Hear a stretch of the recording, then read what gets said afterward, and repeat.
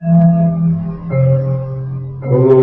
परम तत्वाय नारायणाय गुरुभ्यो नमः। ओम परम तत्वाय नारायणाय गुरुभ्यो नमः। आप सभी को जय गुरुदेव। मैं डॉक्टर नारायण दत्त श्रीमाली जी, परमहंस स्वामी निखिलेश्वरानंद जी के चरणों में कोटि कोटि बार प्रणाम करते हुए उनसे आशीर्वाद की कामना करती हूँ। मैं चाहती हूँ कि आज के इस कार्यक्रम में गुरुदेव खुद उपस्थित रहें और जो वो हमारे मुंह से कहलवाना चाहते हैं वही वो कहलवाएं। आज हम रोपड़ में हैं धर्मपाल सिंह जी के पास। धर्मपाल जी यहाँ पर वैद्य बाबा जी के नाम से प्रचलित हैं और आयुर्वेद की उन्होंने एक वाटिका बनाई हुई है जिसमें दुर्लभ जड़ी बूटियाँ जिनका वर्णन गुरुदेव ने मूलाधार से सहस्रार तक में किया है, उनमें से कुछ जड़ी बूटियाँ यहाँ पर उपलब्ध हैं और वो अलग अलग रोगों की दवा बनाते हैं और लोगों का उपचार भी करते हैं। तो आज से हम एक ये आयुर्वेद की श्रृंखला शुरू कर रहे हैं वैद्य बाबा जी के साथ, जिससे जो है लोगों को पता चल सके कि कौन कौन सी दवा आयुर्वेद में गुरुदेव के कहे अनुसार उपलब्ध है।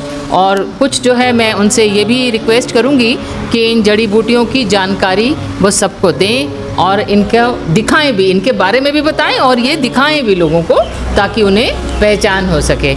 इनका यहाँ पर जो है एक ये गुरु कृपा आयुर्वेद आश्रम है रोपड़ में और यहाँ से जो है ये अपने पूरे कार्यक्रम को संचालित करते हैं।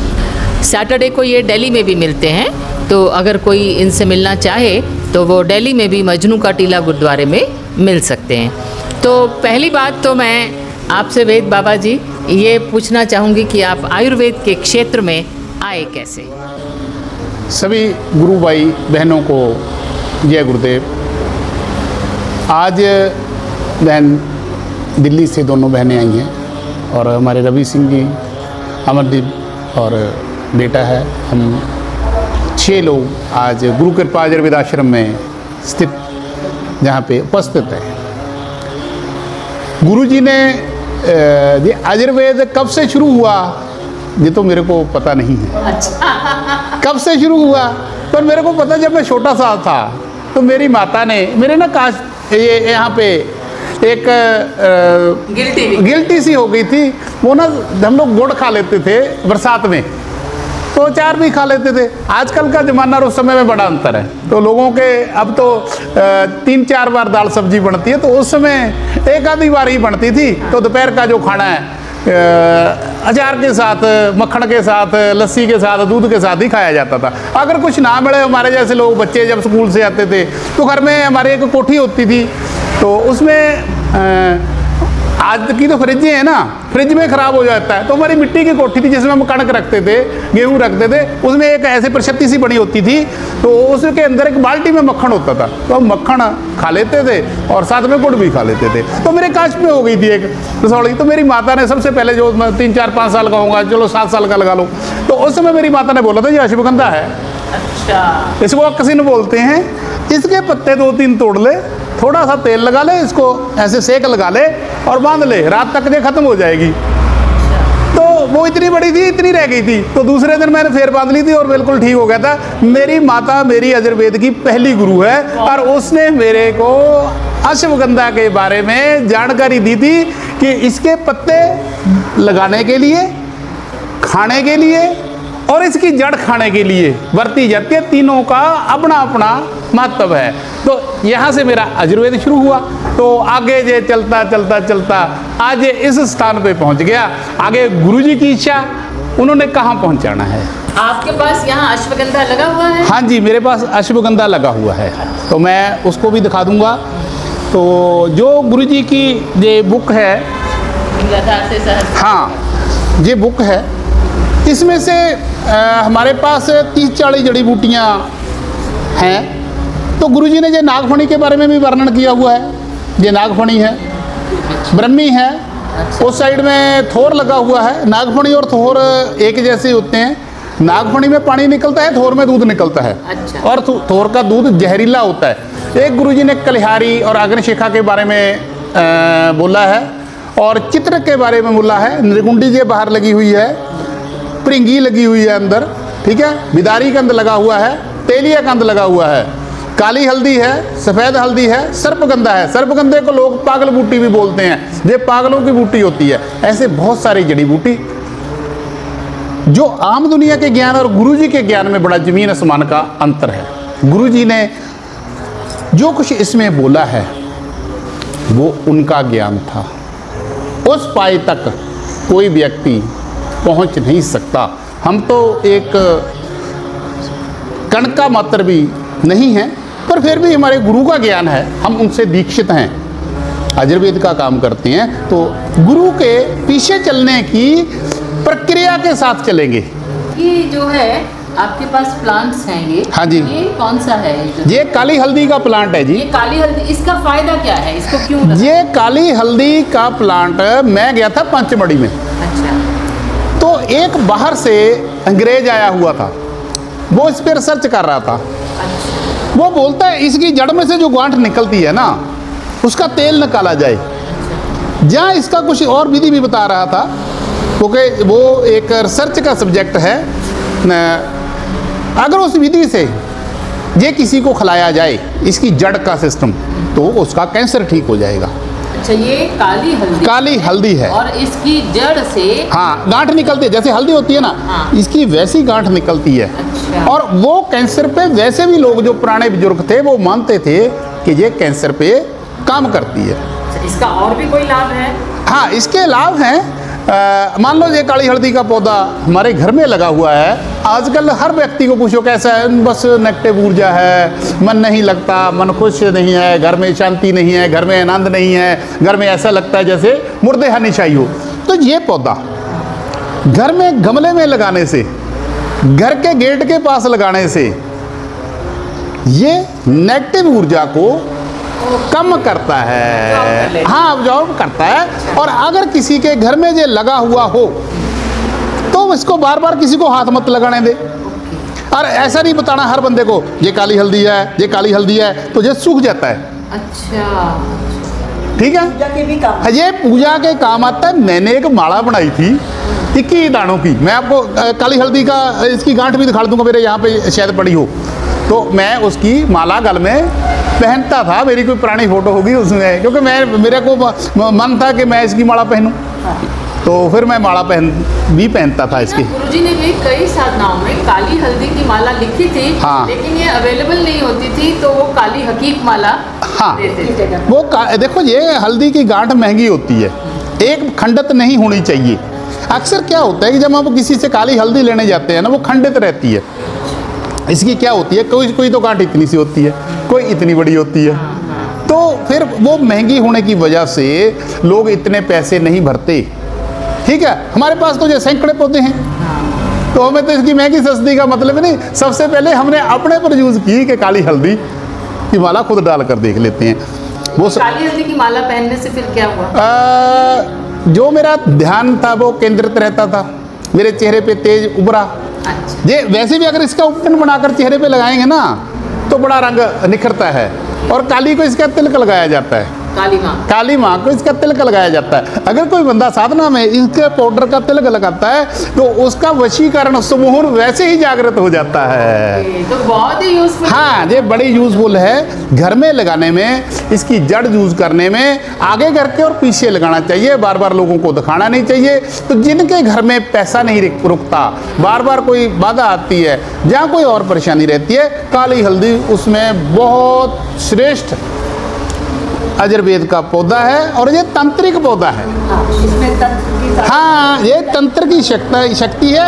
ये काली माता का आशीर्वाद है। जिस व्यक्ति के घर में काली माता की कृपा होगी, उसके घर में ये बच जाएगा। ये होता क्या है, जब फैलता है ना, अगर किसी के घर में कोई कृपा है, गुरु की कृपा, तो बहुत फैलता है। अगर नहीं है तो जो सूखना शुरू हो जाता है। ये है इसकी खासियत। मतलब साधनात्मक। हाँ, ये साधनात्मक प्लांट है।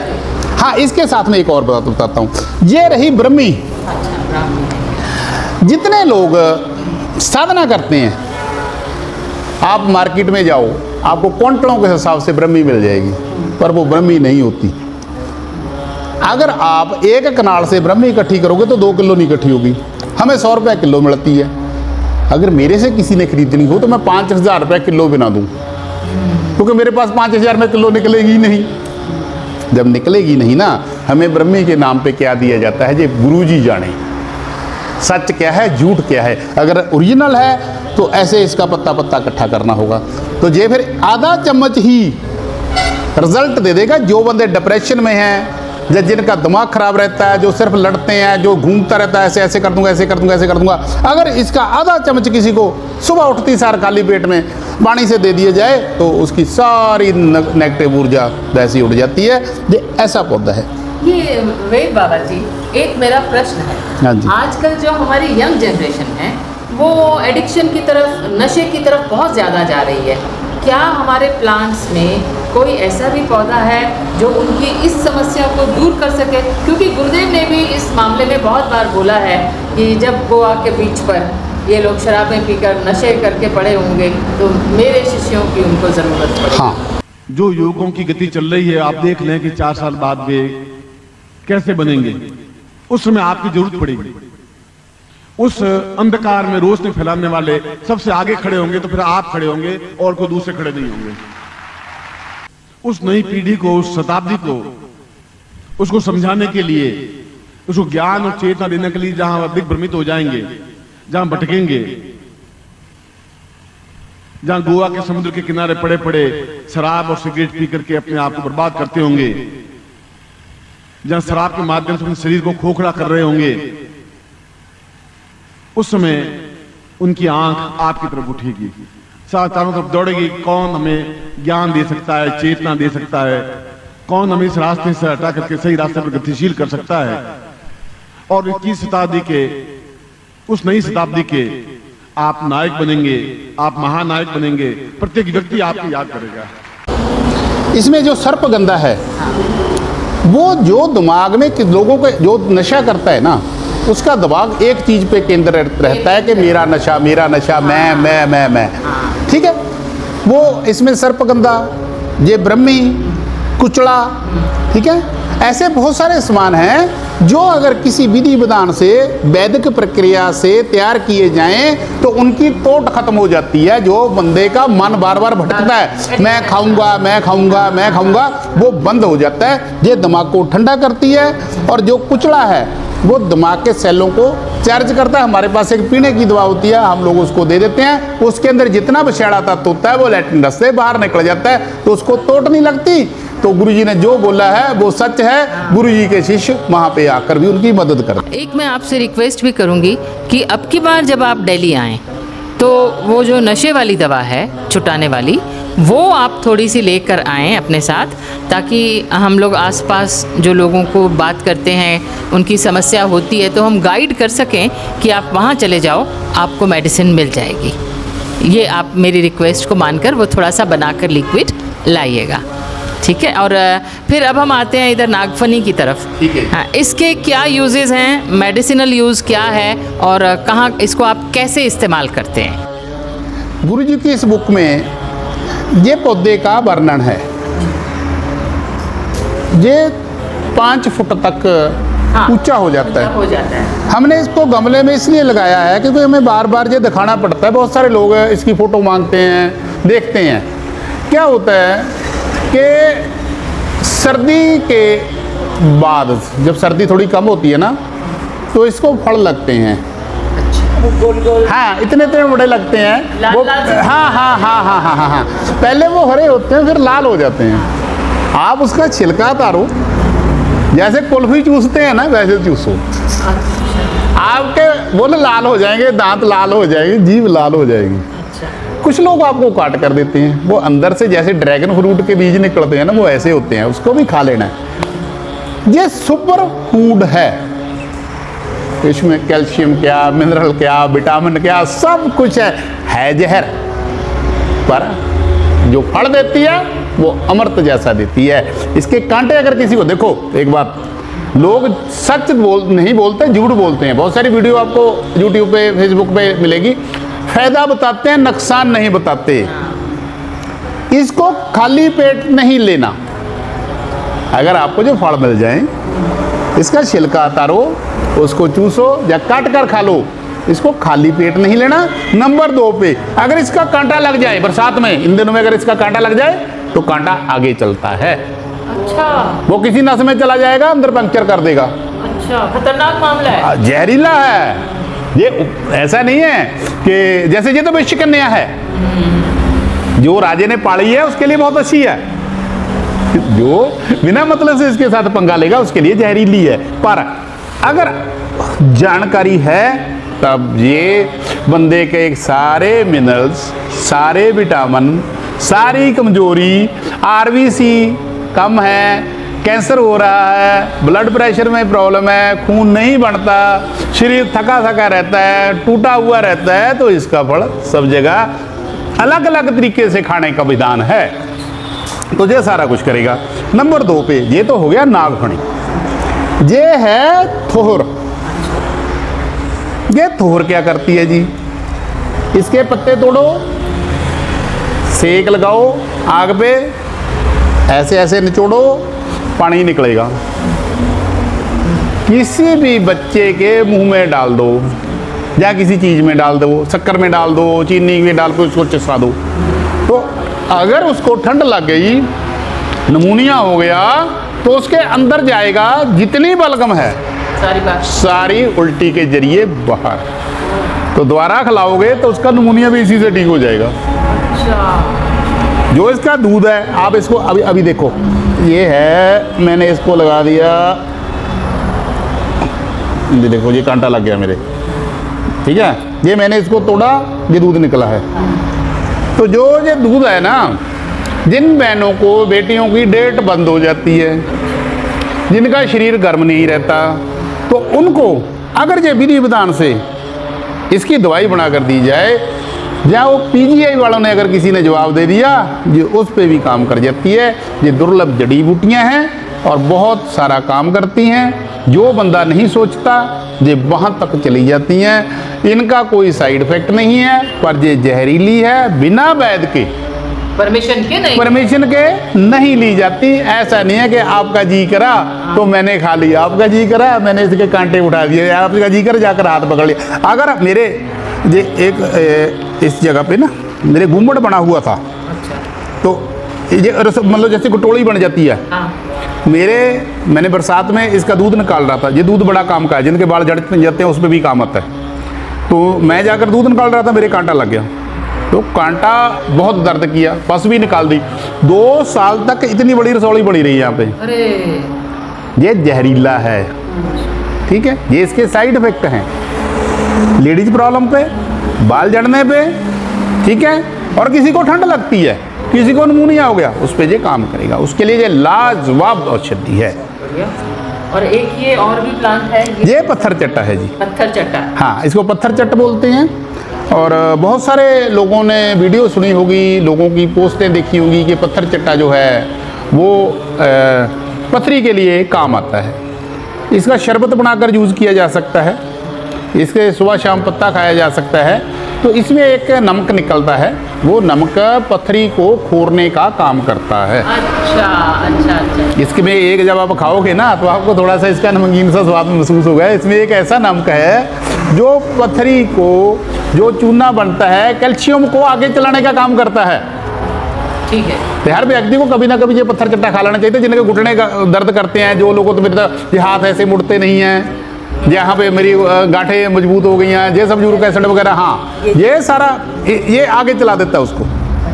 ये बात किसी ने नहीं कही, पर मैं आज कहता हूँ कि ये चलायमान करता है। अगर किसी क्या इसका पत्ता खा लें, हाँ, पीस कर खाएं, कैसे? तो जैसे मर्जी खा लो, इसका रस बना लो, इसका पत्ता खा लो, इसकी गोली बनाकर खा लो, इसको चबा कर खा लो, जैसे भी खाना है। ठीक है। जब, हाँ, एक बात, जब भी कोई आयुर्वेदिक दवाई खाई जाती है, खाना खाने के या तो घंटा पहले खाई जाती है।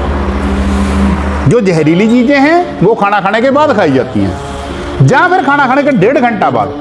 लोग क्या करते हैं, अभी खाना खाया, उसी समय गोली खा ली, उसी समय सिरप पी लिया, उसी समय पानी वो पी लिया। वो दवाई काम नहीं करेगी। आप दवाई नहीं, फूड खा रहे हो, वो फूड में मिक्स हो जाएगा, इसलिए 1.5 घंटा बाद या घंटा पहले तो काम करें।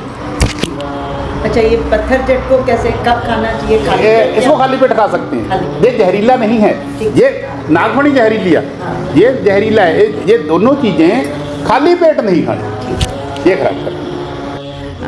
वेद बाबा जी, आज आपने बहुत ही महत्वपूर्ण जानकारी सभी लोगों को दी है और ये प्लांट्स आपने दिखाए भी हैं जिससे पहचान हो जाए सबको। आपने बताया कि कैसे क्या सावधानियां रखनी है, कैसे खाना है, तो इसके लिए हम आपके बहुत बहुत आभारी हैं और हम आपको धन्यवाद कहते हुए सबसे आज के लिए विदा लेते हैं। जय गुरुदेव कहते हैं सभी को। बहुत शुक्रिया। जय गुरुदेव। जय गुरु।